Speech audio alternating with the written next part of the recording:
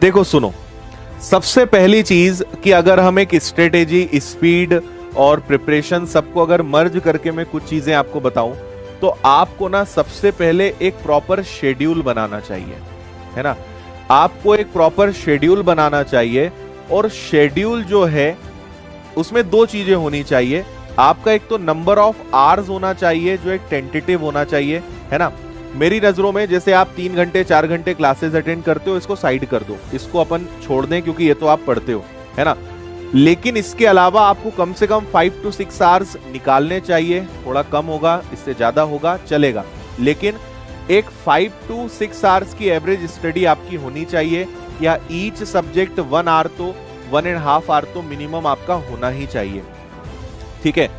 क्योंकि आप कोई छोटा मोटा एग्जाम नहीं दे रहे हो, आप कोई ऐसे एग्जाम की प्रिपरेशन नहीं कर रहे हो कि जहां कंपटीशन बहुत कम है, जिसका कट ऑफ बहुत कम जाता है, या जहां कोई एग्जाम देने ही नहीं आता। मोस्ट डिमांडिंग, है ना, मोस्ट प्रेफरेबल और बहुत ही बोलना चाहिए कि जो काफी इंटेलिजेंट बच्चे होते हैं वो सब इसमें अपीयर होते हैं, है ना। बैंकिंग जो है, आईटी इंडस्ट्री वाले होते हैं, इंजीनियरिंग बैकग्राउंड के बच्चे होते हैं, हर बैकग्राउंड के लोग जो है बैंकिंग को अटैक करते हैं, है ना। तो आप अगर मुझसे कहोगे कि सर मैं पढ़ाई भी ना करूं, मैं बस 1 आध घंटे पढ़ लूं और मैं 4 महीने में सिलेक्शन भी ले लूं, तो आप भगवान नहीं हो, है ना। आप भी इंसान हो, और किसी भी चीज को अच्छा करना है तो समय तो लगेगा।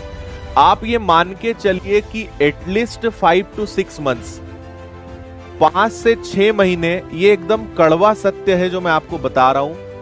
मैं कितना भी बोल दूं, कोई आपको कुछ भी बोल दे कि अरे 2 महीने में अपन निकाल देंगे, 3 महीने में निकाल देंगे, लेकिन आज के एग्जाम के सीन को अगर देखा जाए तो 2 महीने 3 महीने कुछ नहीं लगते, है ना।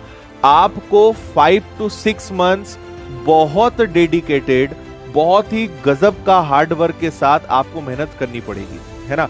उसके बाद जो आपका बेस बनेगा वो आपको सिलेक्शन दिलाएगा। 2-3 महीने तो यार पता भी नहीं चलेंगे, और 2-3 महीने लायक पेपर बचा नहीं है। या तो फिर आप बहुत मोस्ट सुपर इंटेलिजेंट हो तो अलग बात है, बट मैं super duper high level intelligent लोगों की बात ही नहीं कर रहा हूं, मैं कॉमन मैन एवरेज लोगों की बात कर रहा हूं। लेकिन सिलेक्शन आप ले सकते हो, पर मान के चलो कि from the day of starting of preparation, मतलब उस दिन से कम 5 से 6 महीने मान लो आप सिलेक्शन लायक बनोगे।